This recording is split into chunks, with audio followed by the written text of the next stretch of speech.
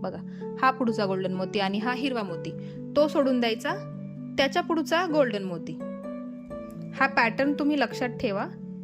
2 मोती सोडून द्यायचे आहेत, पुढच्या तिसऱ्या मोत्यातून सुई वरती काढायची आहे. गोल्डन मोती आहे ना, त्याच्यातून सुई पुढे काढायची. हा करायचा आहे बघा, हा खालचा ऑरेंज, त्याच्या तिरपा हा ऑरेंज कलरचा मोती आलेला आहे. आता आपल्याला हा या लाल मोत्यातून पुढच्या गोल्डन मोत्यात सुई काढून घ्यायची आहे. बघा, हा लाल मोती बघा, नेहमी सुई गोल्डन मोत्यातूनच बाहेर यायला हवी. हा जो हिरवा मोती आहे ना, तो सोडून दिलेला आहे मी. त्याच्या पुढचा हा गोल्डन मोती आहे ना, त्या गोल्डन मोत्यातून आपल्याला सुई पुढे काढून घ्यायची आहे. अशा पद्धतीने हे गोल्डन मोत्यात आहे,